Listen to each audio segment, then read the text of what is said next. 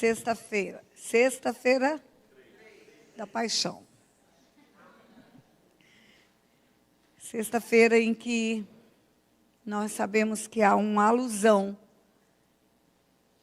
à paixão de Cristo, à morte do nosso Redentor numa cruz do Calvário. E não foi propositadamente que o assunto da idolatria caiu para hoje à noite, até porque essa é a primeira turma que eu abordo essa questão detalhadamente. Sempre entra na aula de heranças espirituais. E eu quero ler um texto da Palavra de Deus um pouco longo, Isaías 42. Isaías 42 é um texto profético. O que é uma profecia, igreja? É uma predição de coisas futuras. Uma profecia é o anúncio antecipado do que vai acontecer. A Bíblia fala que Deus não fará coisa alguma sem primeiro anunciar aos seus servos, os profetas. E essa profecia, escrita por Isaías, foi escrita 700 anos antes da vinda de Jesus. Isaías nasceu no ano 685 a.C. Então, é uma profecia que hoje tem 2.700 anos nesse tempo. 2.700 e alguma coisa. E é um texto profético. E está escrito assim, Isaías 42. Eis aqui o meu servo, a quem sustenho, o meu escolhido, em quem minha alma se compraz. Pus sobre ele o meu espírito, ele promulgará o direito para os gentios. Não clamará, nem gritará, nem fará ouvir a sua voz na praça, não esmagará a cana quebrada, nem apagará a torcida que fumega. Em verdade promulgará o direito, não desanimará, nem se quebrará, até que ponha na terra o direito, e as terras do mar aguardarão a sua doutrina. Assim diz Deus, o Senhor, que criou os céus e os estendeu, formou a terra e tudo quanto produz, que dá fôlego de vida ao povo que nela está, e o Espírito aos que andam nela. Eu, o Senhor, te chamei em justiça, tomar-te-ei pela mão, te guardarei, e te farei mediador da aliança com o povo e luz para os gentios, para abrir os olhos aos cegos, para tirares da prisão o cativo, do cárcere os que jazem em trevas. Eu sou o Senhor, este é o meu nome, a minha glória, pois, não a darei a outrem, nem a minha honra às imagens de escultura. Versículo 9. Eis que as primeiras predições já se cumpriram, e coisas novas eu vos anuncio, e antes que se suceda, eu vou-las farei ouvir. Cantai ao Senhor um cântico novo, o seu louvor até as extremidades da terra, vós, os que navegais pelo mar e tudo quanto há nele, vós, terras do mar e seus moradores. Alcem a voz o deserto, as suas cidades e aldeias habitadas por Quedar. Exultem os que habitam nas rochas e clamem do cimo dos montes. Deem honra ao Senhor e anunciem a sua glória nas terras do mar. O Senhor sairá como valente, despertará o seu zelo como homem de guerra. Clamará, lançará forte grito de guerra e mostrará a sua força contra os seus inimigos. Por muito tempo me calei, estive em silêncio e me contive, mas agora darei gritos como a parturiente e ao mesmo tempo ofegarei e estarei esbaforido. Os montes dos outeiros devastarei, toda a sua erva farei secar. Tornarei os rios em terra firme, secarei lagos, guiarei os cegos por um caminho que não conhecem, fá-los-ei andar por veredas desconhecidas, tornarei as trevas em luz perante eles, e os caminhos escabrosos planos. Estas coisas lhes farei, e jamais os desampararei. Tornarão atrás, e confundir-se-ão de vergonha os que confiam em imagens de escultura, e as imagens de fundição dizem, vós sois nossos deuses. Quando você lê essa profecia, parece que há uma contradição nela. Ou há uma contradição, ou o profeta está falando de duas pessoas diferentes. Porque quando ele começa o texto profético, versículo 2, ele diz, não clamará, nem gritará, nem fará ouvir a sua voz na praça, não esmagará a cana quebrada, nem apagará a torcida que fumega. Na verdade, promulgará o direito. Não clamará, não gritará, não fará ouvir a sua voz na praça. No versículo 13 ele diz, o Senhor sairá como valente, despertará o seu zelo como homem de guerra, clamará, mas lá atrás estava escrito não clamará. Clamará, lançará forte grito de guerra, mas lá atrás estava escrito não gritará. E mostrará a sua força contra os seus inimigos. Há uma contradição? Há um paradoxo? São duas pessoas diferentes. Um é manso, calmo, tranquilo, não se impõe, não exerce uma autoridade, e o outro vem como uma autoridade plena, como um valente, grita, impõe-se, e os inimigos serão enfrentados. Não há contradição e não se trata de duas pessoas distintas.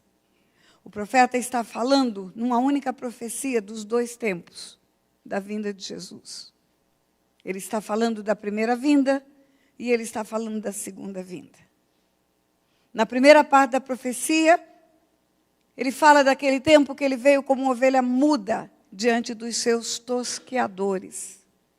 Ele veio para ser moído pelas nossas transgressões. O castigo que nos traz a paz estava sobre ele. Pelas pisaduras dele fomos sarados. Queridos, não podia ser diferente como uma pessoa que gosta do direito. Eu sempre passo os olhos na Bíblia por textos que dizem respeito ao direito. E eu passei os olhos nos textos bíblicos, João 18, João 19, João 20, que fala do que aconteceu com Jesus nas horas que antecederam a crucificação dele. Hoje falamos da sexta-feira da paixão. Você não imagina, à luz das leis daquele tempo, a quantidade de atos arbitrários foram praticados contra ele. Quando você começa a ler o texto, você vê que ele foi preso à noite. Por isso que os soldados chegaram com tochas. Quando Judas acompanha os soldados no Getsemane, eles chegaram com tochas na mão. Por que tochas? Porque estava escuro.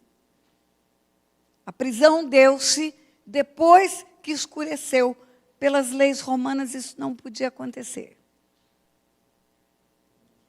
Quando alguém era preso pelas leis romanas, tinha que ser levado imediatamente ao lugar público onde um preso era ouvido, era inquirido. Havia uma denúncia que tinha que ser feita, registrada aquela denúncia, por isso tinha que ser de dia. Só que ele foi preso à noite e ele não foi levado para um lugar público para ser apresentado diante da autoridade. Ele foi levado para a casa do sumo sacerdote. Uma arbitrariedade, uma abusividade levaram Jesus para um lugar para inquiri-lo antes de apresentá-lo para a autoridade. E a noite toda, ele passou em pé, sendo humilhado e foi até esbofeteado por um servo do sumo sacerdote. Quando ele falou, na hora que lhe perguntaram algumas coisas, ele falou, mas o que eu falo em público, todo mundo sabe o que eu falo. E foi esbofeteado porque respondeu isso. Um homem a noite inteira em pé, sendo humilhado, esbofeteado, de manhã, ele foi levado diante de Pilatos. Quem já foi em Israel sabe. Dali ele entrou para a fortaleza de Antônia, onde estava Pilatos, e foi levado para Pilatos. E diante de Pilatos, a primeira coisa que Pilatos fala para os sacerdotes, para os doutores da lei, os fariseus, olha, me parece que esse assunto não se diz respeito à lei romana. O que vocês estão querendo fazer diz respeito às suas leis, ao judaísmo, às leis religiosas. E aí o sacerdote, o sumo sacerdote responde, mas na nossa lei não há permissão para crucificar. Sabe como que chama isso em direito? Pré-julgamento. Nós não queremos que o senhor julgue, nós queremos que o senhor condene. Nós não trouxemos ele aqui para um julgamento, nós trouxemos ele para uma condenação. pode até ter razão, mas nós queremos que ele seja crucificado. E aí Pilatos responde: mas esse cara me parece inocente. E ainda assim, Pilatos, acreditando que ele seja inocente, manda dar 40 chibatadas. Como quem diz: eu vou alegrar esses judeus que estão querendo fazer o mal, vou mandar dar 40 chibatadas nesse moço. Arbítrio, abuso de autoridade. Pilatos fala de novo: ele me parece inocente. Uma hora Pilatos vai inquiri-lo, como autoridade inquirindo uma testemunha. E Jesus fica quieto. Uma hora no meio da pergunta, no meio do depoimento, ele cala a boca. E Pilatos fala: não me respondes?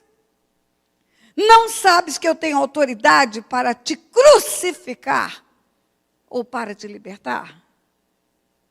Queridos, quem estava ali era o rei do universo. Ele podia fazer assim, ó, e derrubar não só Pilatos, mas todo o Império Romano. Mas ele se calou. Ele submeteu-se a tudo isso. Não porque ele queria, não para fazer a vontade dele, mas para cumprir a vontade do Pai. O Pai queria remir a humanidade. O Pai não criou o homem para o homem viver separado dele pelo pecado. E pela morte de Jesus, o pecado podia ser remido. E ele tinha que vir como homem, para morrer como homem. Aqui nessa hora, na parte profética, ele era o Messias profetizado. Quando ele nasceu, foi o Jesus. O anjo falou para José: não deixa Maria não, o que dela está gerado é do Espírito Santo. E ainda disse para José: você vai dar o nome de Jesus para ele. Jesus, 33 anos. Um dia ele falou para Pedro: quem dizem que eu sou? Um profeta. Elias, João Batista. E você, quem diz que eu sou? Tu és o Cristo, o Filho do Deus vivo. Jesus fala: não foi carne nem sangue que te revelou. Só pelo Espírito alguém podia olhar para um homem de carne e osso. Um homem que comia, que dormia, que cansava, e reconhecer nele o Filho de Deus. Os outros o reconheciam como mestre. Tem livros por aí. Você vai encontrar um autor ou muitos autores que falam de Jesus como o melhor dos mestres. Que fala sobre Jesus como o melhor dos psicólogos. Que fala sobre Jesus como o melhor dos administradores. Só que nenhuma dessas qualificações leva o homem para o céu. Só o Cristo, o Filho de Deus, que leva. Não adianta conhecer Jesus por outras características dele. Tem que conhecer Jesus como Cristo, o Filho do Deus vivo. E ele fala para Pedro: não foi carne e sangue que te revelou, foi pelo Espírito.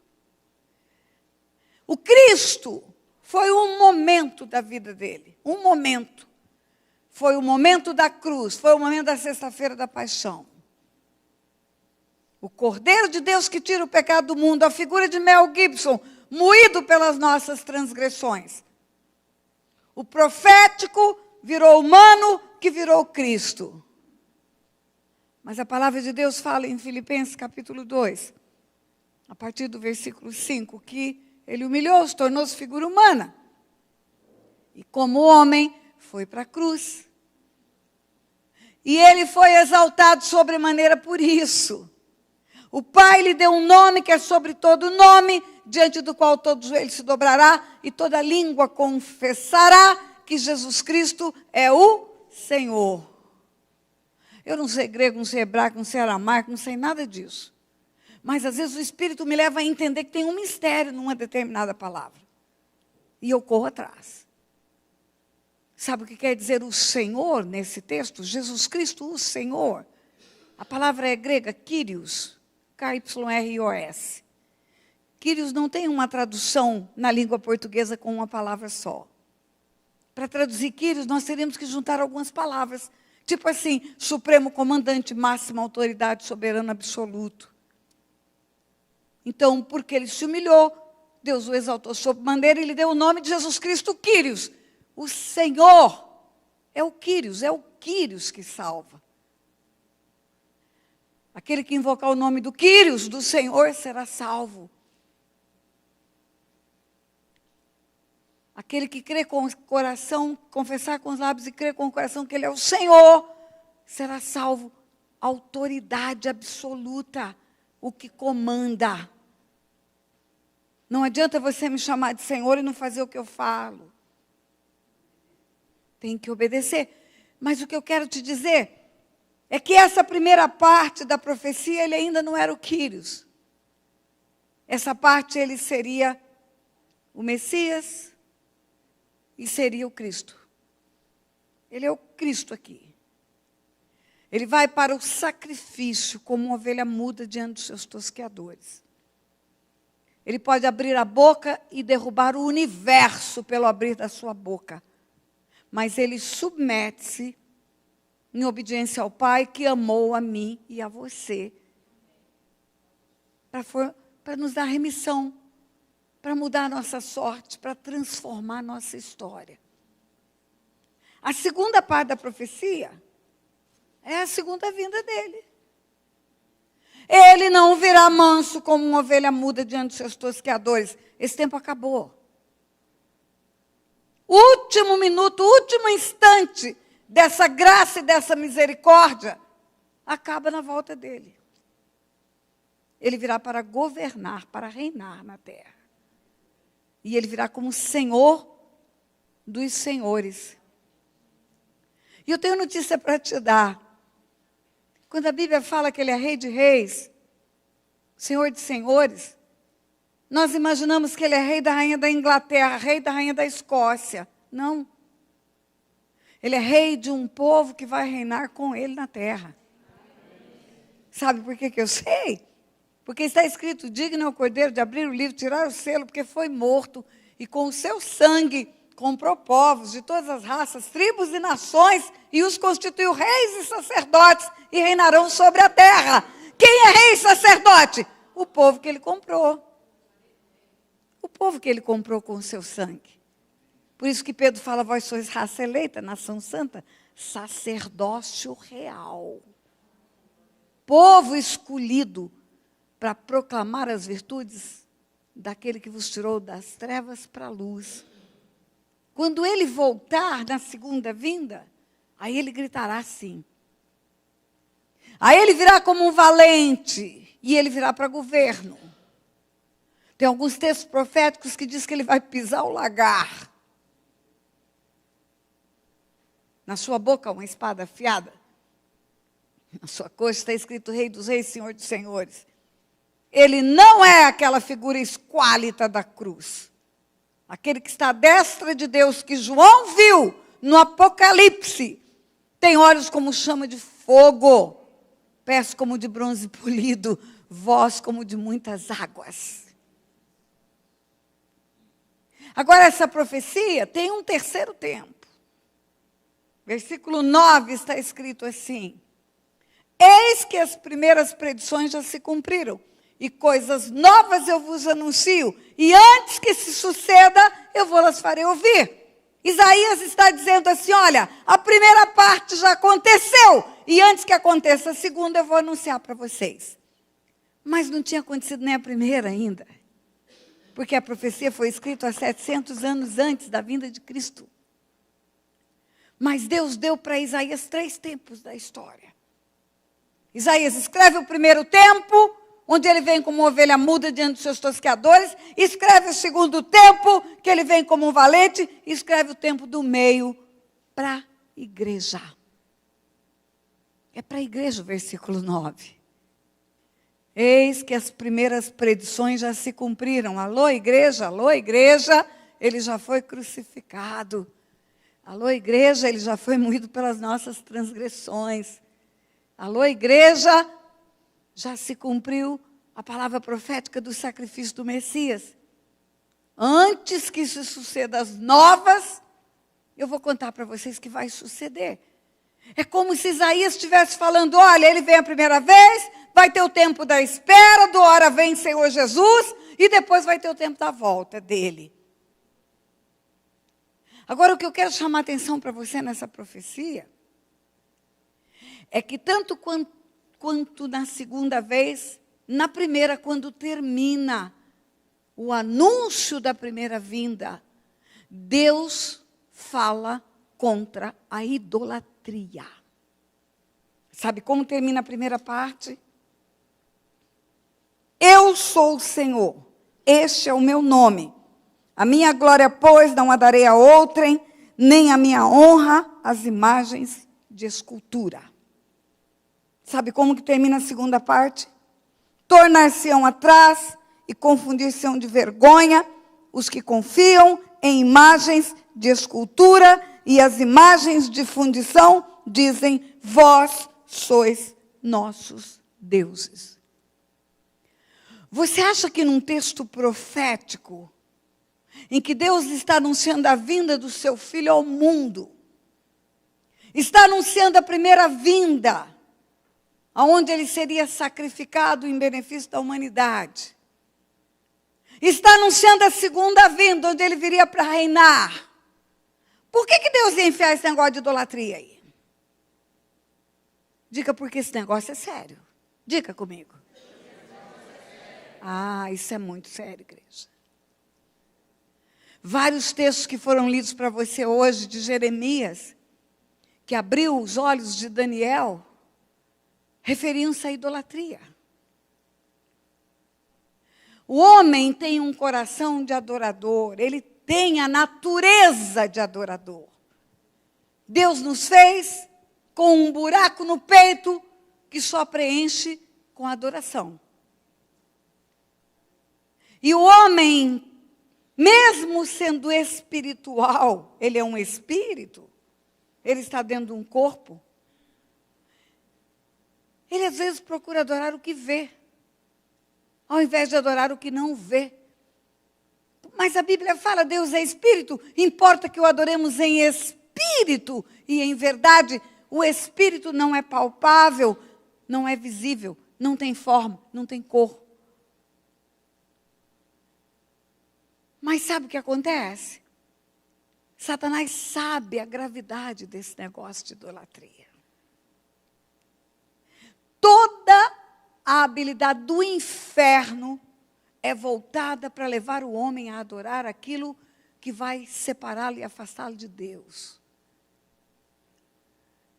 Quando você assiste o filme Paixão de Cristo, por exemplo, e eu sugiro que você assista de vez em quando, porque naquele filme tem uma falha de versículo bíblico só. Eu sou o caminho, a verdade e a vida, ninguém vai ao Pai senão por mim. Não é vai, é vem. Eu e o Pai somos um, Jesus disse. Talvez isso tenha sido o erro da tradição do aramaico para o inglês, não sei, mas é o único erro que tem no filme. O resto é ipsiliteris, a palavra de Deus. Naquele filme você vê a cena real do ser moído pelas nossas transgressões. Você vê pessoas chorando à volta, você vê aquele monte de gente lamentando. Você vê aquela que representa a mãe se arrastando pelo chão, aquela que representa a Maria Madalena se arrastando pelo chão. Mas você vê quantos sendo crucificados por você? Só um. Só o Senhor. Jesus Cristo, o Senhor.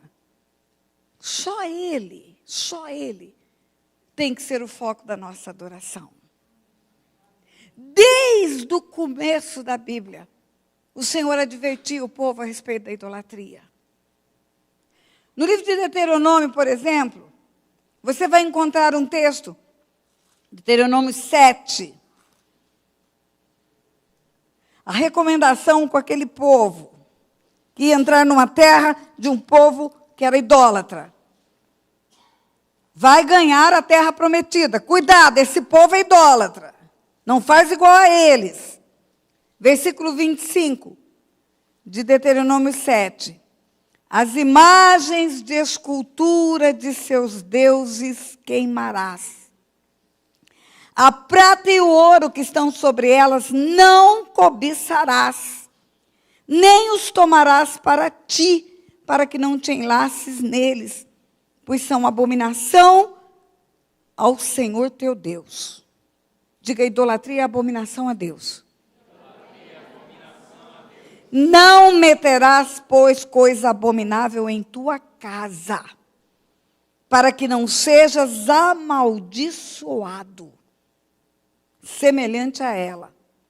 De todo a detestarás, e de todo a abominarás, porque é amaldiçoada. É isso que Deus falou para o povo a respeito da idolatria. Não mete em casa, porque vai ser laço, vai trazer maldição para sua casa. Não dá para ter uma negociação pacífica, vamos deixando por aí. Você tem que detestar, é o que está escrito aqui.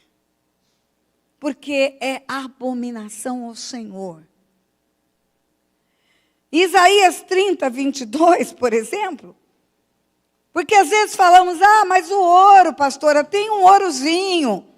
Nós vamos aproveitar o ouro, vamos fazer uns anéis aí, um cordãozinho. Só o ouro, pastora, a gente derrete e aproveita o ouro. Nem o ouro, nem o ouro. Isaías 30, 22.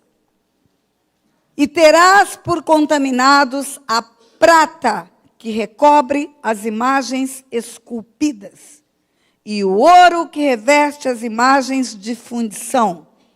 Lançá-las fora como coisa imunda. E a cada uma delas dirás, fora daqui. Queridos, não sou eu que estou falando, é a palavra de Deus. Você se lembra que eu disse que eu não tenho achômetro mais? E que eu não acho mais nada? E quando Deus fala, cala-se diante dele toda a terra? É Deus que está falando, não aproveita o ouro, não aproveita a prata. Joga fora como coisa imunda. Me empresta seu chinelo, meu irmão, me empresta aqui. Me empresta aqui.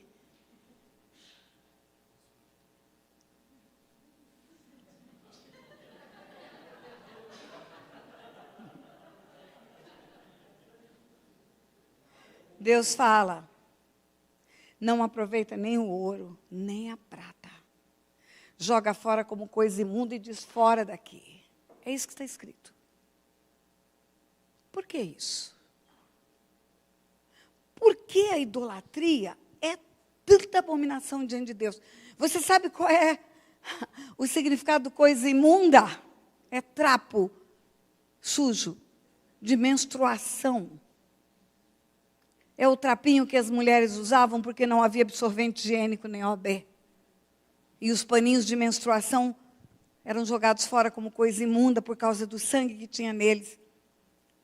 E neste texto Deus está dizendo, joga fora como coisa imunda. E a cada um deles diz, fora daqui. Por que eu preciso falar fora daqui? Porque junto com ele entrou demônios. Tudo aquilo que Deus fala não faz, eu faço, abre janelas espirituais. Não adianta eu tirar o ídolo e não tirar o demônio que entrou com ele na casa. Você conhece o que está escrito no Salmo 115, versículo 16? É uma maldição de Deus. Versículo 16 não, perdão, Salmo 115. É uma maldição de Deus para os idólatras e para os artífices dos ídolos. Olha o que está escrito. Não a nós, Senhor, não a nós, mas ao teu nome da glória, por amor da tua misericórdia e da tua fidelidade. Por que diriam as nações, onde está o Deus deles? No céu está o nosso Deus, Salmo 115, eu estou lendo. No céu está o nosso Deus, e tudo faz como lhe agrada. Prata e ouro são os ídolos deles, obra das mãos de homens. Tem boca, não falam, tem olhos, não veem, tem ouvidos, não ouvem, tem nariz, não cheira, suas mãos não apalpam, seus pés não andam, som nenhum lhe sai da garganta. Olha a maldição, tornem-se semelhantes a eles, todos os que os fazem e quantos neles confiam.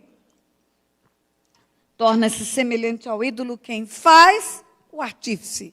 Quem confia, o idólatra. Torna-se semelhante ao ídolo como? Como? Torna-se deficiente espiritual. Tem olho, não vê. Tem boca, não fala. Tem pé, não anda. Tem mão, não apalpa. Som nenhum lhe sai da garganta. Uma pessoa, quando ela está presa nesse engano da idolatria, você prega para ela não entende o que você está pregando. Parece que você está falando com um pedaço de pau. Porque há uma maldição dita por Deus. Vai tornar-se igual, incapaz de espiritualmente entender as coisas. E você vai ver aquelas pessoas que envelhecem, repetindo as mesmas rezas, iguaizinhas.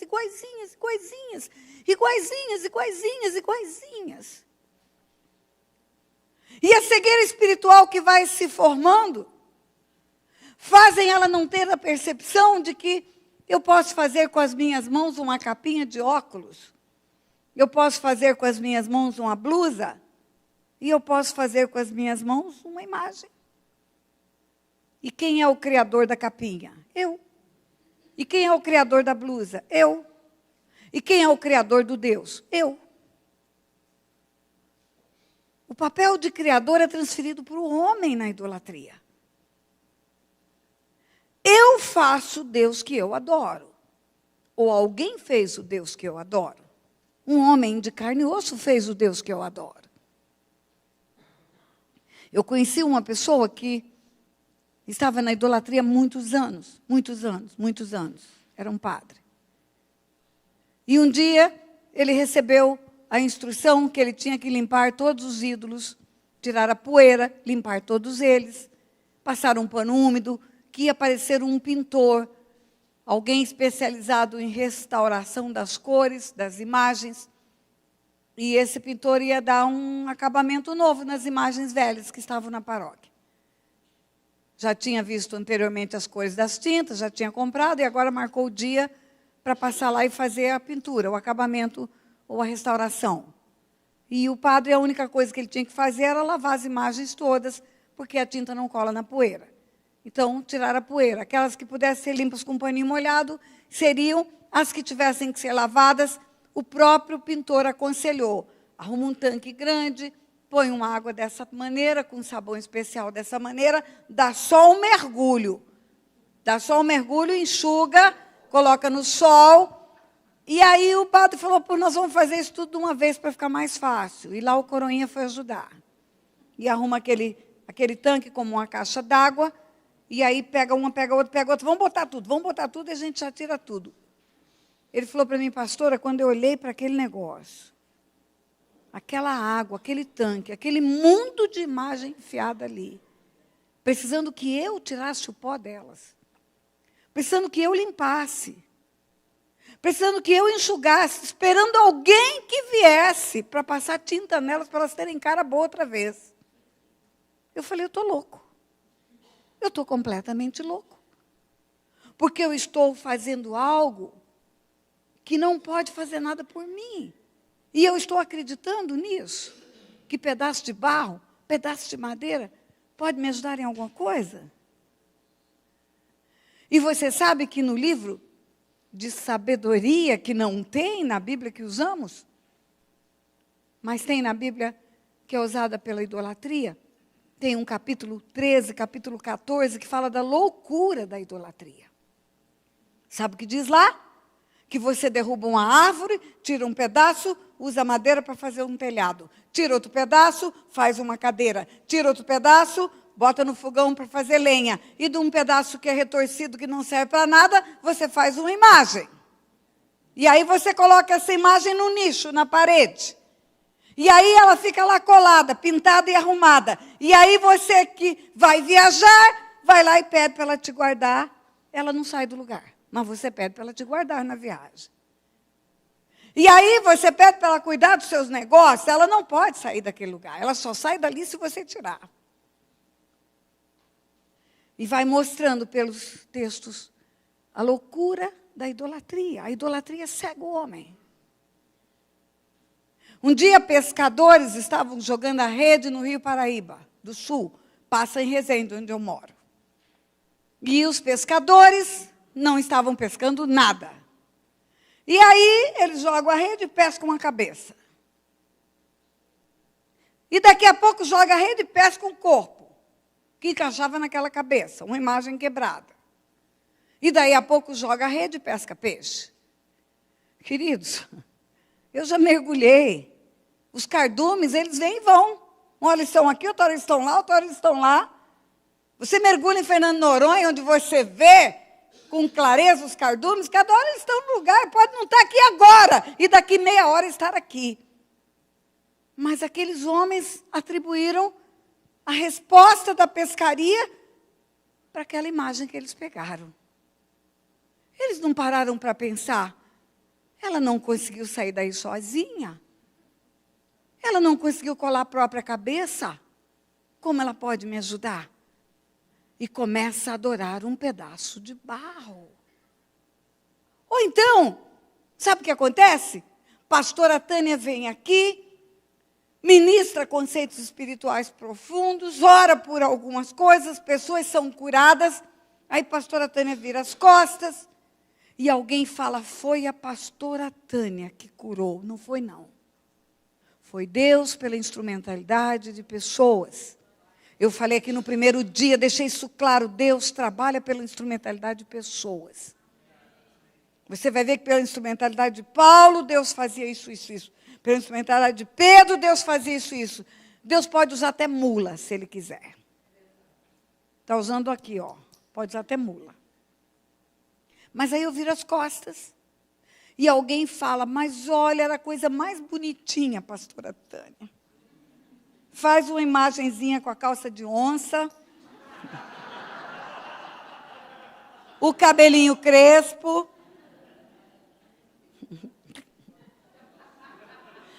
Não, mas é só para ter uma lembrança dela. E bota ela lá no cantinho da casa. Aí alguém chega e fala, que imagem é essa mulher com essa calça de oncinha? Aí o cara fala, ela orou por mim, e eu estava com uma dor de cabeça horrível, passou quando ela orou. E o cara falou, será que se eu ajoelhar aqui, beijar o pezinho dela, também não passa minha dor de cabeça? E aí ele começa a fazer aquilo que é o ponto inicial de uma idolatria. E outro faz, e o outro quer, a cópia da imagem da pastora Tânia, e o outro quer a fotografia da pastora Tânia. E daqui a pouco eles estão adorando um objeto que não tem valor nenhum.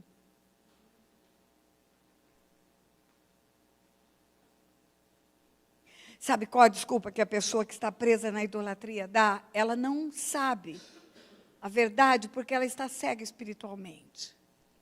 Ela fala assim, eu não adoro, a senhora está enganada. Eu não adoro essa imagem, eu não adoro. Eu só estou trazendo à memória o valor que ela teve como pessoa. Na verdade, é um memorial dela. Como eu tenho fotografia da minha avó, fotografia do meu pai, eu também tenho a fotografia da Nossa Senhora das Graças. Era o que eu respondia. Eu estou te falando o que eu respondia. Mas é mentira, porque eu nunca fiz procissão para a fotografia da minha avó. Nunca. Nunca rezei novena para a fotografia do meu avô. Nunca fiquei de joelho na frente da fotografia da minha mãe. Não era verdade isso. Isso era uma desculpa que eu dava para mim mesma. Ou então alguém chegava para mim e dizia, você é idólatra. Eu falava, eu? Idólatra? De jeito nenhum. De jeito nenhum. Imagina. Aí a pessoa dizia para mim, como não é? Você está dando para a sua santa o atributo de Deus. Onipresença, onipotência e onisciência. Só Deus tem. Como não é Deus para você? Você acredita que você ora em Aquidauana, Mato Grosso do Sul, e ela escuta? Acredito. E você acredita que alguém ora lá no Paraguai e ela escuta? Acredito. E você acredita que alguém ora lá em Portugal e ela escuta? Acredito. O nome disso é onipresença. Ela está em Portugal, ela está no Brasil, ela está no Paraguai, ao mesmo tempo, escutando a oração de todo mundo. Você está dando atributo de Deus. Ou então eu dizia, ela é rainha. Rainha? Aonde na Bíblia que está escrito isso? Quando ela recebe a informação de que ela é muito favorecida, porque o Messias virá do ventre dela. Ela canta aquilo que todo mundo conhece, minha alma engrandece ao Senhor. Meu espírito se alegra em meu Salvador, porque contemplou na humildade da sua serva. Ela diz que ela tem um Senhor, que ela tem um Salvador e que ela é serva. Os homens que criaram essa história de que ela é intermediária, ela é rainha. Não, ela é o corpo humano, o ventre humano que Deus precisava para enviar o filho dele na terra como homem. Enquanto homem ele tem mãe, enquanto Deus ele tem pai, e ele pode fazer a ponte entre Deus e o homem. Mas então ela é mãe de Deus, pastora? Não. Ela não é mãe de Deus, porque Deus formou a Maria, Deus formou a mãe de Maria, Deus formou a avó de Maria, Deus formou a primeira mulher da face da terra. Ela não pode ser mãe desse Deus que a formou e que a fez. Ele é o Criador dela. Ele foi quem fez todos os homens. De um só ele fez toda a raça humana, nós vimos aqui, e estabeleceu os tempos determinados e os limites da habitação. Quem ela é? Uma mulher preciosa, escolhida por Deus, para ser o ventre que daria o DNA da casca que morreria numa cruz, o sangue derramado. Tinha que ter sangue humano. Um homem pecou, todos pecaram nele. Um homem precisa morrer, todos podem ter redenção nele. Agora, ela está como todos os homens e mulheres que viveram até agora, aguardando a ressurreição. Ela aguarda a ressurreição dos mortos. Quando você invoca um santo em qualquer lugar, São Pedro, São Paulo, São João, Santo Antônio, ou mesmo Maria, você está invocando mortos. Eles estão mortos. Eles ressuscitarão. Leia o Apocalipse, quando fala da volta de Jesus, vê que lá todos vão ressuscitar. Leia os textos bíblicos que falam da ressurreição. Os que estão morrendo ou mortos acordarão primeiro, depois os outros. Todos ressuscitarão. Uns para a morte eterna, outros para a vida eterna. Uns para a separação eterna de Deus, outros para viver com Deus eternamente. Todos estão mortos. Até o dia em que ele vai para o ventre dela, ela era uma mulher comum. Escolhida por Deus, certamente, porque era muito preciosa. Mas ela não foi escolhida só por ela foi escolhida por causa do marido também. Maria, desposada de José, da casa de Davi. E José ia ter que levar a barriga para Belém, para ser recenseado. José era importante no contexto. César Augusto faz um decreto, José é obrigado a recensear-se. E quando vai recensear-se, leva a barriga para Belém. Os dois são importantes no plano de Deus, no projeto de Deus. Maria, ela foi o corpo que gerou a casca de Jesus. Só que Jesus só viveu na terra 33 anos. Depois disso, veio Cristo, e depois do Cristo, veio Jesus Cristo, o Senhor ressurreto. Sabe o que a idolatria faz conosco, igreja? A idolatria faz o seguinte conosco. É uma cegueira espiritual tão grande. Nós adoramos um menino na manjedoura. Jesus menino. Depois, quando chega na Páscoa, a idolatria adora um Jesus de pendurado na cruz, sangrando. Aí, no Corpus Christi, que normalmente cai em junho, adora um Cristo morto carregado na procissão pelas cidades. Ele nunca ressuscita na idolatria. Ele nasce na Páscoa, nasce no Natal, morre na Páscoa. No Corpus Christi, ele está morto ainda. Nasce no Natal, morre na Páscoa. No Corpus Christi, ele está morto ainda. Nasce no Natal, morre na Páscoa. No Corpus Christi, ele está morto ainda. A procissão do Cristo morto pelas cidades do mundo. Isso é idolatria. Ele nunca ressuscitou. Ele nunca está à destra de Deus, acima de todo poder, de todo principado, de todo nome que se possa nomear. Ele nunca está pronto para vir buscar uma igreja. Ou ele é um menino precisando de ajuda, ou ele é um homem arrebentado numa cruz, ou ele é morto dentro de um caixão. Sabe o que Colossenses fala que ele é?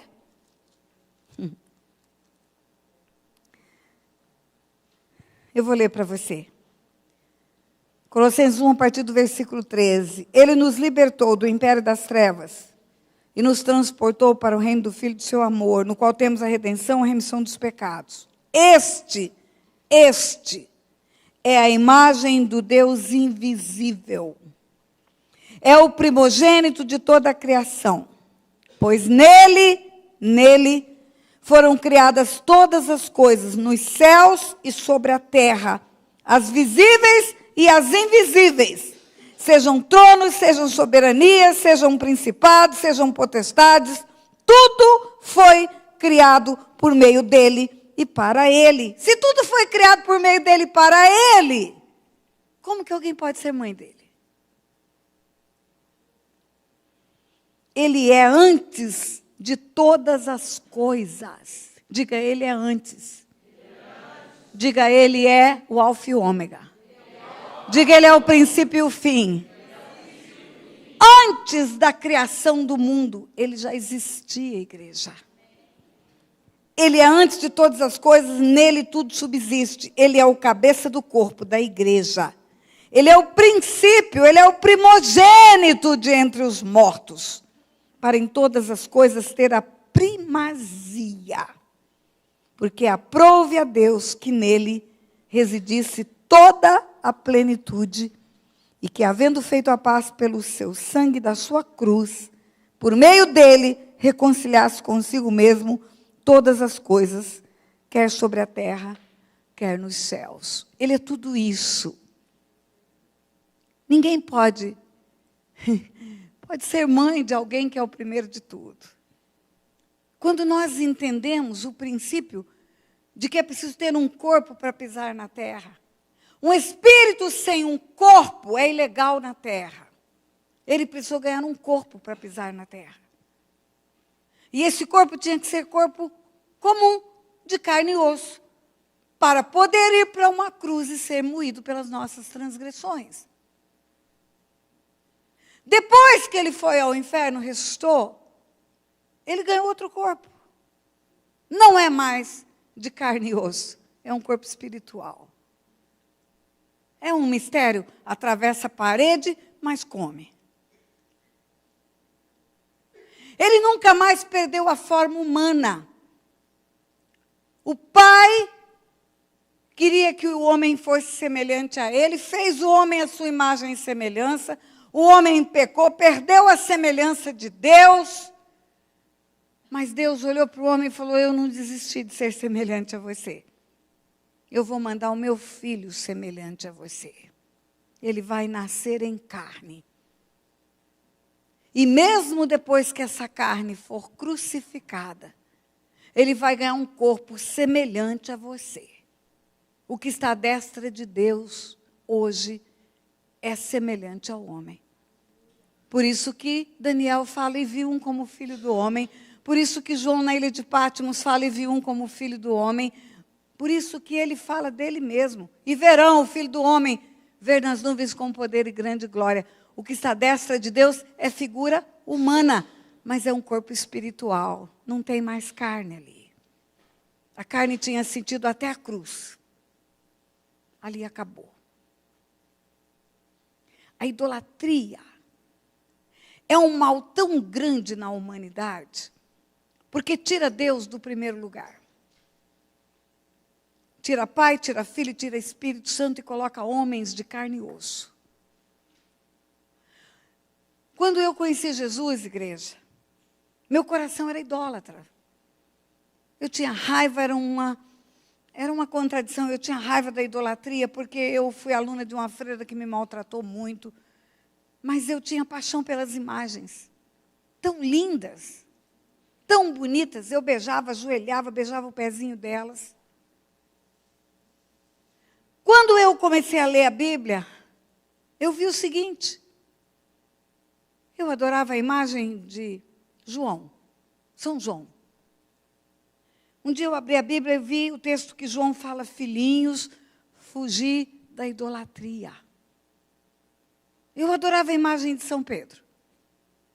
Um dia eu abri a Bíblia e vi Pedro falando para Cornélio. Cornélio se ajoelha diante dele, quando ele vai atender o chamado para pregar para Cornélio.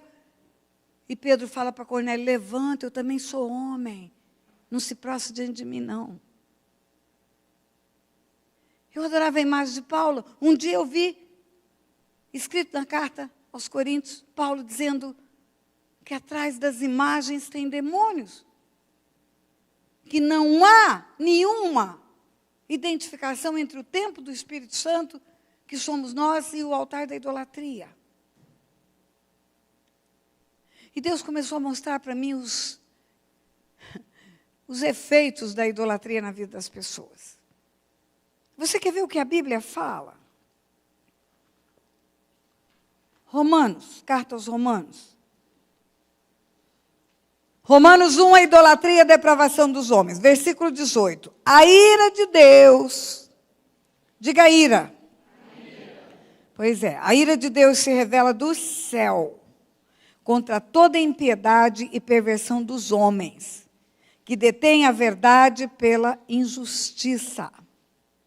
Porquanto o que de Deus se pode conhecer é manifesto entre eles, porque Deus lhes manifestou. Porque os atributos invisíveis de Deus, assim como o seu eterno poder, como também a sua própria divindade, claramente se reconhecem desde o princípio do mundo, sendo percebidos por meio das coisas que foram criadas. Tais homens são, por isso, indesculpáveis, porquanto, tendo conhecimento de Deus, não o glorificaram como Deus, nem lhe deram graças, antes se tornaram nulos em seus próprios raciocínios, obscurecendo-lhes o coração insensato, inculcando-se por sábios, tornaram-se loucos e mudaram a glória do Deus incorruptível em semelhança da imagem de homem corruptível, bem como de aves, quadrúpedes e répteis. Espera aí, vamos interpretar esse negócio. Paulo está dizendo que os atributos invisíveis de Deus, que aquilo que Ele é, o seu eterno poder, a sua divindade, se manifestam pela obra das suas mãos. É a cachoeira que está aqui do lado, é um sol que se põe a cada tarde, é a lua que está brilhando lá no céu.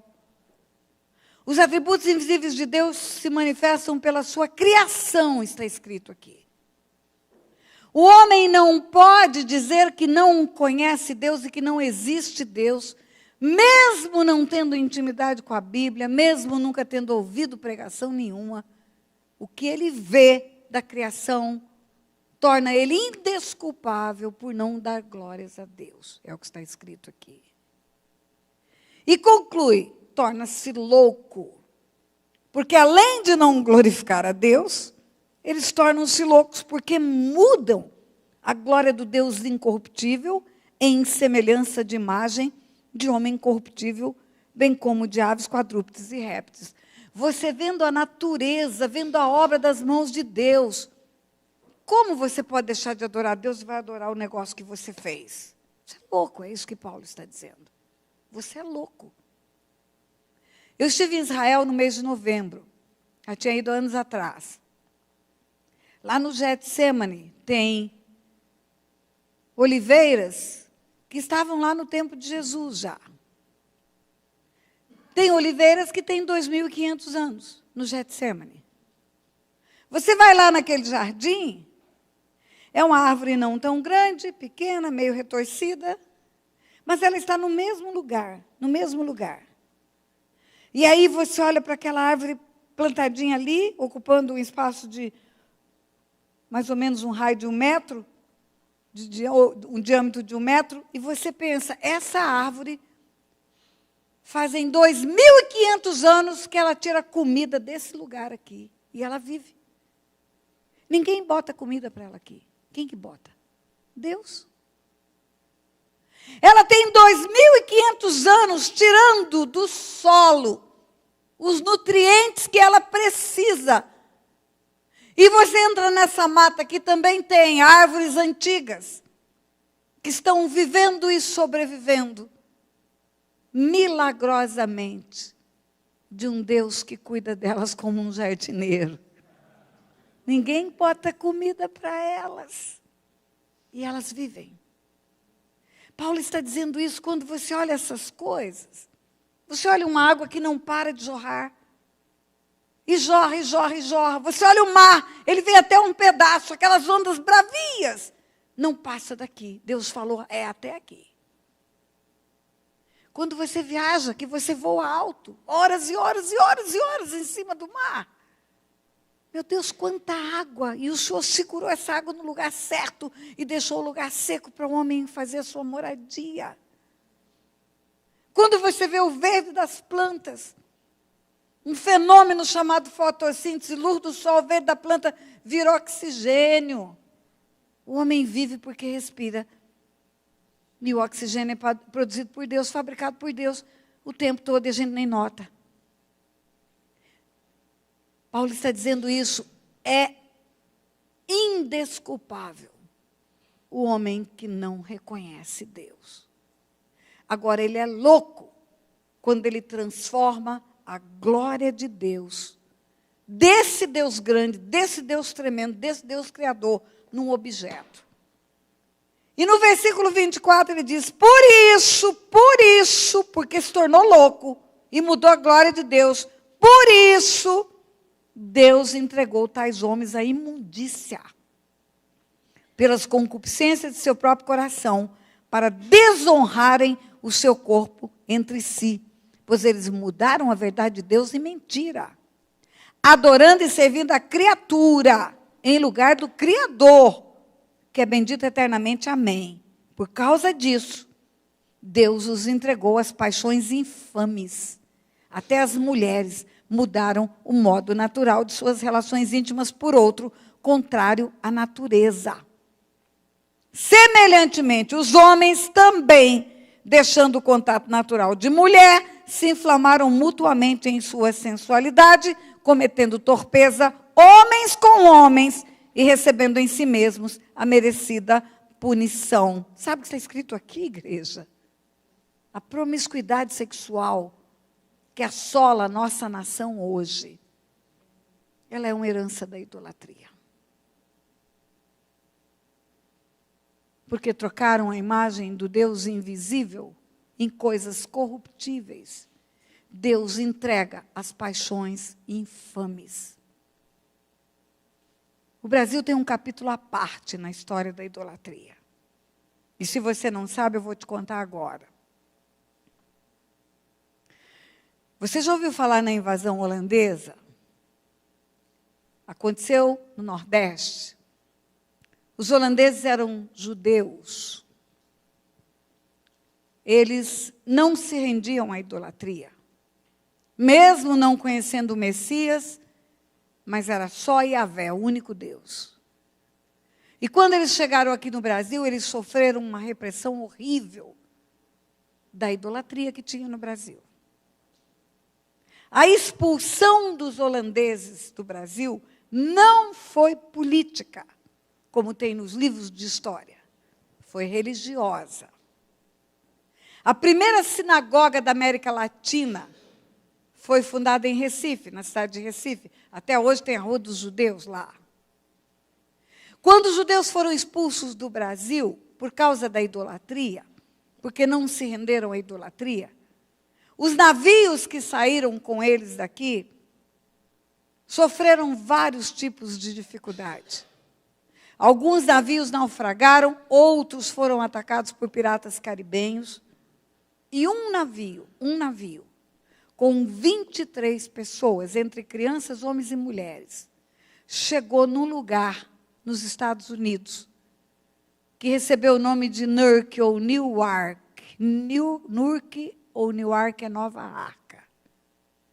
E lá eles fundaram o que hoje é a economia dos Estados Unidos.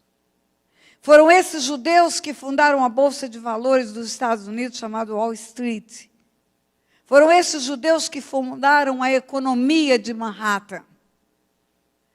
O Brasil expulsou, por causa da idolatria, a bênção que Deus tinha mandado para cá. E a palavra de Deus não muda. Abençoarei os que te abençoarem e amaldiçoarei os que te amaldiçoarem. Essa foi a promessa para Abraão. Você sabe o que acontece? Brasileiros formados, brasileiros com diploma de curso superior, saem do Brasil, vão para os Estados Unidos limpar a casa de judeu, que ele expulsou daqui. Se você não acredita em mim, entra no Google, na revista Isto é Dinheiro, e procura um artigo que chama De Recife a Manhattan. Quando fez 150 anos que aconteceu essa expulsão, a revista Isto é fez um artigo. E no artigo ela diz, os Estados Unidos está para o Brasil como o Brasil estava para os Estados Unidos na época da expulsão. Tinha a bênção, tinha tudo aqui. A idolatria tem feito um mal nessa nação. A promiscuidade que cerca essa nação é subproduto da idolatria. Herança espiritual da idolatria? Promiscuidade.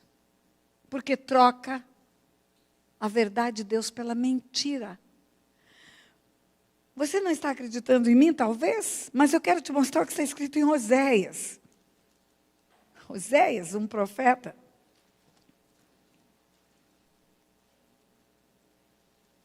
Oséias é depois de Daniel, viu, pessoal? Ezequiel, Daniel, Oséias.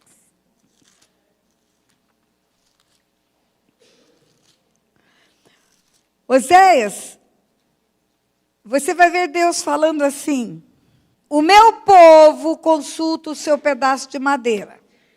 É de madeira que eles faziam os ídolos. E a sua vara lhe dá a resposta. Porque um espírito de prostituição os enganou. Olha porque o ídolo responde. Quem responde ao ídolo? Aqui está dizendo que é um espírito de prostituição.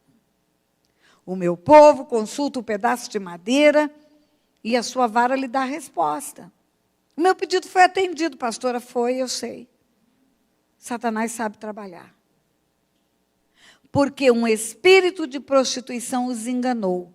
E eles, prostituindo-se, abandonaram o seu Deus. Sacrificam sobre o cimo dos montes.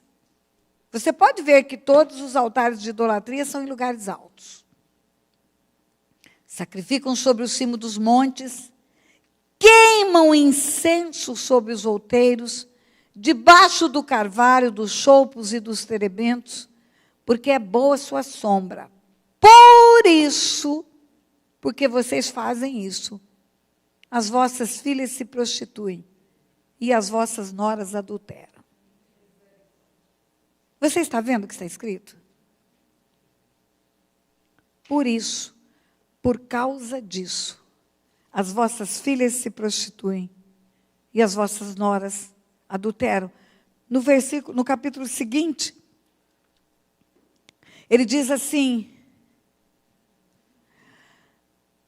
versículo 3 do capítulo 5. Conheço a Efraim e Israel, não me está oculto, porque agora tens te prostituído, ó Efraim, e Israel está contaminado. Ele está falando da idolatria. O seu proceder não lhes permite voltar para o seu Deus, porque um espírito de prostituição está no meio deles e eles não conhecem o seu Deus. Idolatria e prostituição andam de mãos dadas. Consequência espiritual da idolatria, promiscuidade. Um dia, como juíza, eu fui a um evento de juízes em Foz do Iguaçu. Não foi um evento de igreja, foi um evento da categoria de juízes. No último dia do evento, teve uma festa, um jantar para os juízes, e o grupo que recebeu os juízes, que fez a programação, fez como se fosse um teatro folclórico, porque era uma conferência da América do Sul. Então, tinha juízes de todos os países da América do Sul. E o teatro eram danças típicas da América do Sul. E aí veio primeiro a dança da chilena, a dança do Chile, um casal de chilenos. E foi a coisa mais linda aquela dança. Não era cristã, era secular. Mas umas roupas cheias de pano, e umas flautas, uns negócios lá todo diferentes, umas mangas bufantes, e as chilenas vieram e dançaram. Aí veio a dança das paraguaias. As mulheres com aquela trançona, com flores na ponta do cabelo, com saia rodada, bem arrumadas, e aqueles homens de colete. E veio um e veio outro. Aí veio o argentino. O argentino era uma dança meio tango, meio dança folclórica argentina, e o povo está lá vendo a dança. Aí entrou a brasileira. Olha, queridos, eu vou dizer uma coisa para você. Eu poucas vezes na minha vida passei tanta vergonha como aquele dia. A mulher só não estava nua porque a roupa, a meia era da cor da pele. Mas o fio dental que tinha no lado de trás do seu corpo era da grossura desse fio de óculos aqui, ó. Estou falando para você. Na frente era um triângulo desse tamaninho, um sapato altíssimo, um suporte de seio, como uma meia taça de um sutiã, que não tampava o bico do seio. Quando ela pulava no samba dela, aparecia o bico do seio também. E o homem vestido de malandro, como um malandro de morro, aquilo que aparece nos carnavais aí. E dançava uma dança que mais parecia um ato sexual em volta daquela mulher, e ela foi aparecendo e eu fui encolhendo na mesa. Mas naquele dia eu falei, Deus, é isso que a minha nação tem para oferecer como dança folclórica? E naquele dia Deus falou comigo. A prostituição está entranhada na nação brasileira desde o descobrimento. Porque a idolatria está entrelaçada na nação brasileira desde o descobrimento. Um dia eu estava trabalhando com libertação em Salvador, e 3 médicas, lindas, me procuraram. Pastora, nós precisamos de descobrir na nossa vida por que os nossos relacionamentos não dão certo. Pastora, nós não temos histórico de promiscuidade. Nós estudamos medicina com afinco, 3 médicas, 3 gêmeas. Estudamos medicina com afinco, somos boas profissionais. Elas não falaram, mas eram lindas, 3 moças bonitas.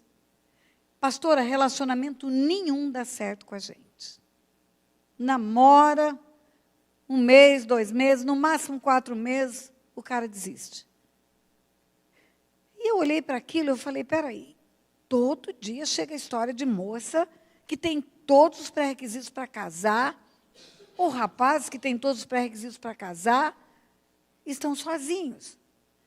Agora, aquelas 3 meninas era um exemplo do absurdo de não ter encontrado um parceiro. 3 moças crentes, 3 moças bonitas, 3 moças bem formadas, e 3 moças com doçura no comportamento, o jeito delas de serem. E aí eu fui orar. Deus, o que é que tem? Por que essa nação tem tanta mulher sozinha? Por que tantos casamentos estão indo por água abaixo? Por que tanta destruição de família na nação brasileira? E o Senhor me levou para o Salmo 115. Torna-se iguais aos ídolos os que os fazem e os que neles confiam. Eu falei, eu sei que torna iguais aos ídolos os que os fazem e os que neles confiam. Torna-se cego, tem olho não vê, tem boca não fala, tem pé não anda. O Senhor já me ensinou isso. Eu vou trabalhar com uma pessoa idólatra, eu primeiro luto espiritualmente para acabar a cegueira dela. Luto espiritualmente para acabar a surdez espiritual dela. Luto espiritualmente para acabar a passividade dela. Para depois falar de Jesus com ela. Porque ela está como um deficiente. E o Senhor falou de novo. Torna-se iguais aos ídolos, os que os fazem e os que neles confiam. Torna-se como? O Espírito Santo foi tão claro, torna-se solitário. Como assim? Quem é o marido de Santa Bárbara? Quem é o marido de Nossa Senhora das Dores? Quem é o marido de Santa do Virgem? Quem é a mulher de Santo Antônio, o casamenteiro? Quem é a mulher de Santo Inácio? Quem é a mulher de São Pedro? Quem é a mulher de São Paulo? Não tem. Não tem família na idolatria. Os santos não têm família. Tem uma família. É chamada Sagrada Família, Jesus, Maria e José. Mas a idolatria não reconhece o casamento deles como consumado. Ela é virgem, ela nunca se deitou com ele. Não tem marido, tem um noivo só. Como são os sacerdotes da idolatria? Solteiros. Como são as líderes mulheres espirituais, as freiras? Solteiras. A idolatria é uma religião que não tem família. É uma religião de solitários, de celibatários. Aí eu entendi por quê. Tantas famílias idólatras, aquelas que levam os santos para casa, que fazem as rezas, que fazem as procissões, casamentos de fachada, beatas, solteironas, mulheres que não casaram ou que casaram e não deu certo, ficaram sozinhas. Quando o Senhor falou comigo, eu chamei as 3 médicas para conversar. Nós conversamos uma tarde inteira antes desse dia e eu não tinha perguntado o nome delas. Nesse dia, quando elas chegaram, como é o seu nome? Maria das Dores, Maria Aparecida e Maria das Graças. Eram as 3 Marias. 3 gêmeas, 3 Marias. Meu Deus, é tão claro isso para nós hoje. Nós oramos, as meninas estão muito bem casadas hoje. Muito bem casadas. A renúncia ao casamento favorece a promiscuidade. Porque tira o casamento, mas não tira a sexualidade. A sexualidade é da natureza do homem, é dada por Deus. Não pode casar. O que acaba acontecendo? Promiscuidade sexual. Ou masturbação, ou pedofilia, ou fornicação. Porque o sexo não acabou. Satanás aproveita esse impedimento para ter família, para trazer mais promiscuidade, mais promiscuidade, mais promiscuidade, retroalimenta a promiscuidade da idolatria. E todos nós, na nação brasileira, todos, nós temos um histórico de idolatria. A menos que tenha vindo da Europa para cá, e já veio com famílias cristãs de lá. Porque outro mal que a idolatria fez nessa nação é perseguir o evangelho, colocando uma pecha, uma argumentação mentirosa que evangelho era coisa de povinho. Foi assim que os padres jesuítas conseguiram controlar. É um povinho. São os Bíblia, os roupa preta. Sabe de onde veio o evangelho para essa nação? Da Europa. Sabe o que acontecia na Europa, quando o evangelho saiu de lá e veio para cá? Já acontecia o renascimento das ciências, das artes. Sabe o que acontecia no Brasil? Enforcava Tiradentes. Dona Maria Louca governava. O povinho era aqui. Mas a idolatria mentiu para essa nação muito tempo. E perseguiu muito tempo a igreja. E nessa perseguição, muitos homens e muitas mulheres de Deus pagaram um preço alto. Você lê um livro chamado A História do Evangelismo no Brasil, não é escrito por igreja, é escrito por um Instituto de Pesquisa Cristã. Você vai ver que os primeiros missionários que vieram dos países de primeiro mundo, eles tinham média de vida 33 anos. Eles morriam de febre amarela. Eles morriam de doenças tropicais. Tem história de um casal que casou, entrou no navio, um casal de missionário, e a mulher morreu na viagem por peste bubônica no navio. Saiu recém-casada e foi jogada no mar no meio do caminho. Esses missionários pagaram este preço para pregar o evangelho numa nação onde eles foram perseguidos. Muitos deles foram martirizados. E a idolatria fez o que pôde para conter o evangelho nessa nação. Mas não conseguiu. Não conseguiu. Todos nós, a menos que tenhamos vindo desses países de primeiro mundo, todos nós temos um histórico de idolatria. Eu tive um pessoal. Eu escrevi um livro, A Verdade que Me Libertou. Você sabe por que eu escrevi esse livro? Deus me deu uma visão. Eu estava na varanda da minha casa orando pela cidade de Resende. A cidade de Resende é idólatra. O santuário de Aparecida fica a poucos quilômetros de Resende. Todo ano, aquela imagem sai de lá e vem para Resende para a Páscoa acadêmica, a Páscoa dos cadetes da Academia Militar. Todo ano, aquela imagem vem a Resende. Resende é uma cidade muito idólatra. E eu estava lá orando pela cidade de Resende, pedindo que Deus abrisse os olhos daquelas pessoas. Vissem Jesus como único Senhor e Salvador. Reconhecessem a soberania do Senhor Jesus. Reconhecessem que os homens não salvam. Reconhecessem que só Jesus foi para a cruz. Reconhecessem que só importa que sejamos salvos por um nome. E eu tive uma visão. Uma nuvem negra no alto do céu. E chamas de fogo. Eu escutava um canto. Esse canto era uma Ave Maria, o povo cantando, cantando Ave Maria, cantando Ave Maria. E eu via lança-chamas daquela nuvem. Não era raio, porque raio vem e vai. Eram chamas contínuas.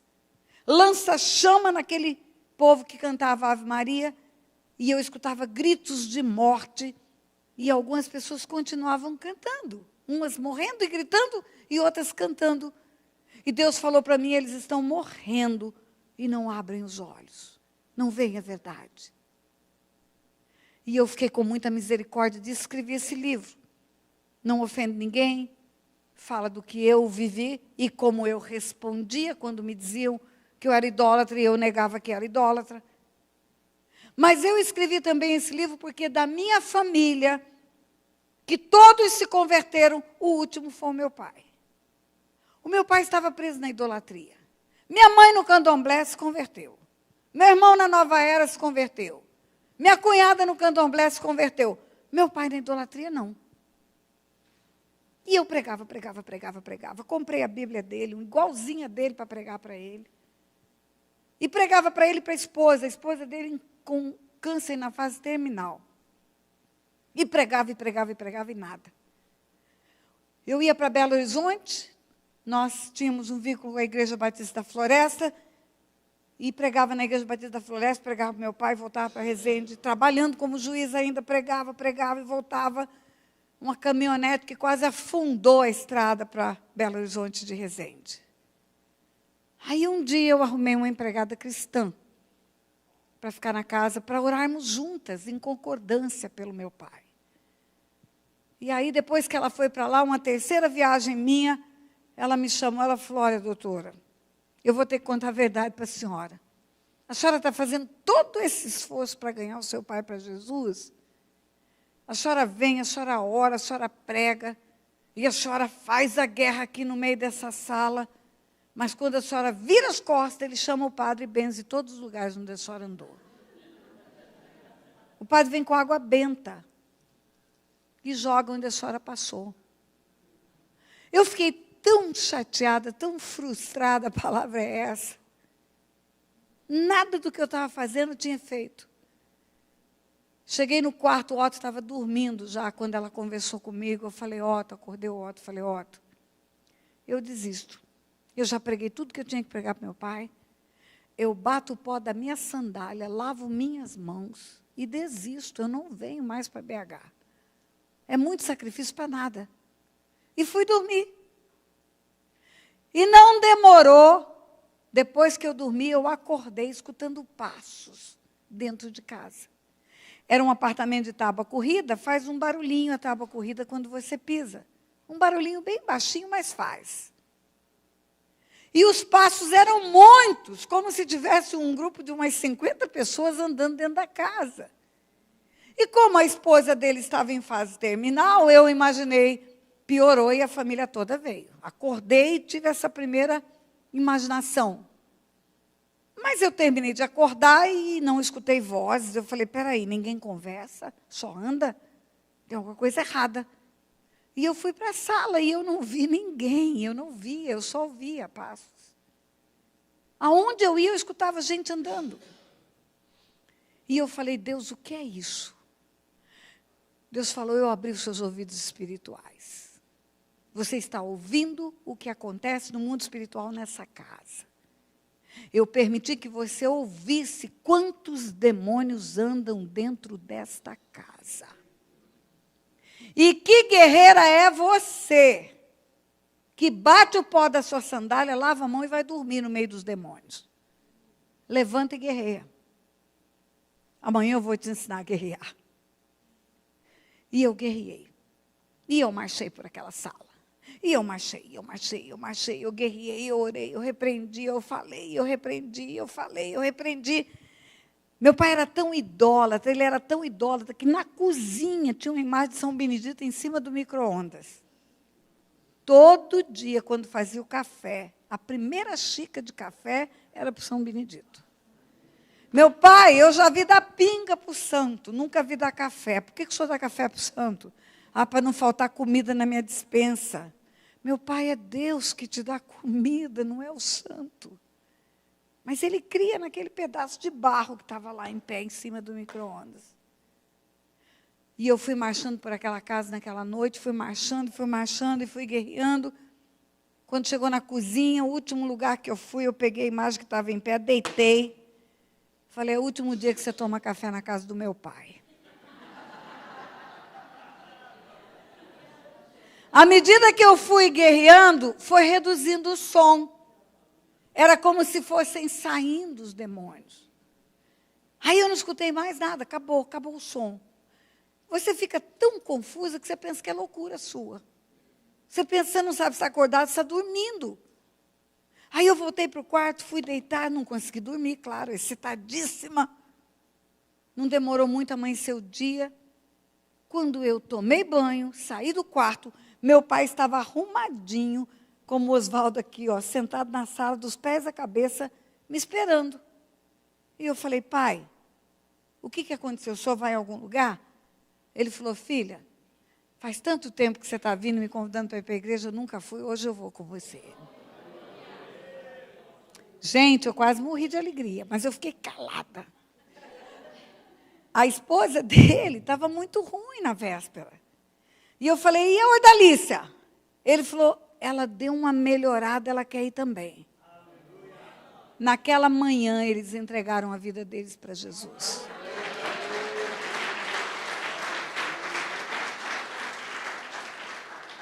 Eu passei uns 6 meses pregando para os dois. Nada aconteceu. Aconteceu naquela noite. Aí nós fomos para a igreja com eles, terminou o culto, fomos almoçar, a rotina era almoça, deixa eles em casa e vai para Resende. No outro domingo vem, vai para a igreja, ora com eles, vai para Resende. Agora eles estavam juntos, foram almoçar conosco. E aí eu pensei, meu Deus, agora eu tenho que me preparar para a semana que vem falar por Dalícia que é coisa imunda, que tem que jogar fora. Né? Mostrar isso que eu te mostrei aqui. Mas Deus é tão perfeito que na hora do almoço ela olhou para mim e ela falou, e agora, o que eu faço com as minhas imagens? Eu falei, me dá tudo. Eu quero as suas imagens. Ela falou, você quer? Eu falei, quero, me dá. Me dá tudo. Encostamos a caminhonete em um S10 cabine dupla. O que era visível de imagem era 10% do que era invisível de imagem naquela casa. Dentro de cada guarda-roupa, de cada gaveta, tinha uma imagem. Dentro dos livros tinha papel, santinho de papel. A mulher abria a gaveta e tirava um santinho daqui, abria uma gaveta. Não tinha onde não tinha santo naquela casa. Queridos, sem exagero, o pastor Otto está aí, encheu a caçamba da caminhonete. Lá fui eu com aquela santaiada para Resende. Na estrada, todo mundo olhava a caminhonete passar. Você pensava, a mulher vem de santo, né? A mulher vem de santo. Pastor Nilson Bocara era o nosso pastor. Cheguei lá, já encostei a caminhonete na igreja, falei, pastor, o senhor me permite pregar sobre idolatria hoje? O culto de domingo eu não ia pregar, mas eu contei o que aconteceu. Todo mundo orava pelo meu pai, todo mundo sabia que havia uma guerra no mundo espiritual. E ele falou, eu permito. E eu falei, o senhor permite eu botar os santos tudo dentro da igreja na hora da pregação? Ele confiava em mim, né? Muito. Botamos aquele santo tudo, eu botei por tamanho, do menor para o maior. Botei aquele santo tudo no altar. O povo chegou para o culto, olhava para aquele santo, certo, pensava, esse povo desviou, né? E eu preguei sobre idolatria, mostrei textos bíblicos, mostrei no livro de Apocalipse que diz que o idólatra não vai entrar no reino dos céus. Mostrei esse texto de Isaías 42. Deus odeia imagens. Mostrei o texto que fala que é abominação. E, lógico, já tínhamos preparado 2 barris, 2 tambores de óleo sem óleo, claro, no fundo da igreja. Já tínhamos preparado um taco de beisebol do Leonardo ali. E, no fim do culto, nós fizemos uma quebradeira e tocamos fogo naquele negócio. E todas as pessoas que estavam naquele culto, que tinham algum ídolo em casa, no dia seguinte vieram trazer para entregar na igreja. Porque às vezes guardamos aquilo que recebemos dos pais, de herança, uma lembrancinha. Uma lembrancinha, pastora. Uma coisinha à toa. É abominação a Deus. Um objeto de ouro, pastora, a escultura vale dinheiro. Eu comprei uma arte barroca lá em Minas. É abominação. Se fica na tua casa, é um laço. É um ponto de contato para a prostituição entrar na tua casa.